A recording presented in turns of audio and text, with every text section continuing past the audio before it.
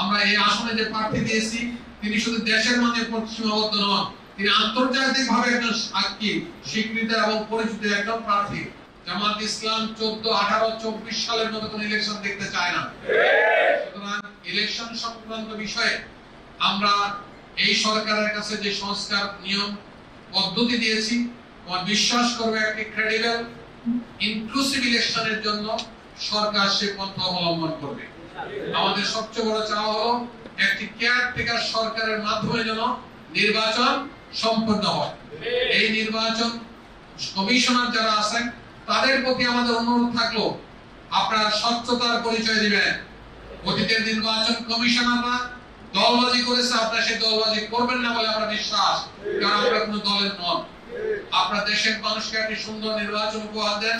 এদেশের 4 কোটি মানুষ গত এখন পর্যন্ত ভোটাররা ভোট দিতে পারে নাই।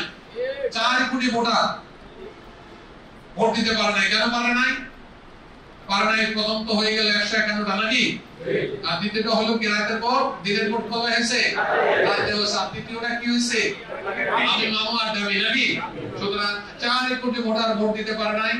আমাদের বিনীত অনুরোধ থাকবে নির্বাচন কমিশনের উপর এমন একটি স্বচ্ছতার পরিচয় দিবেন মানুষ যেন স্বতঃস্ফূর্তভাবে তার ভোট প্রয়োগ সম্পন্ন করতে পারে।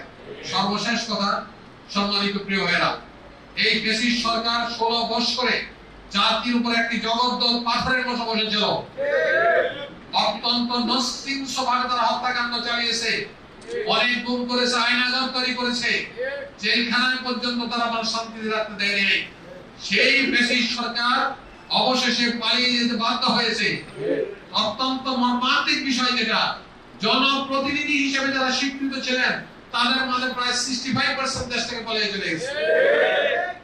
আমরা সরকারের কাছে বলতে চাই তাদের বিচার প্রক্রিয়া সম্পন্ন করে তাদের কাজ গোনা দান করাইতে হবে।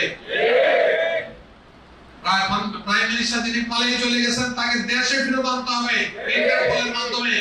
আমরা দেখতে চাই তার বিচার সম্পন্ন হয়েছে। সুতরাং আমরা আপনাদের কাছে আবেদন রাখতে চাই, আগামী যে নির্বাচন, এই নির্বাচন আপনার স্বতঃস্ফূর্ত নির্বাচন হবে ইনশাআল্লাহ। এবং আমরা যারা আছি আমরা নির্বাচনে প্রত্যেক মানুষের জনগণের কাছে গিয়ে আমাদের প্রার্থীকে আমরা তুলে ধরবো। আমরা এই আসনে যে প্রার্থী দিয়েছি তিনি শুধু দেশের মাঝে সীমাবদ্ধ নন, তিনি আন্তর্জাতিকভাবে একজন সাক্ষী স্বীকৃত এবং পরিচিত একজন প্রার্থী। সুতরাং আমার বিশ্বাস আমাদের কাজ করতে সহায়ক হবে এবং মানুষের ধারে গিয়ে আমরা তার কথা স্বতঃস্ফূর্তভাবে বলতে পারবো।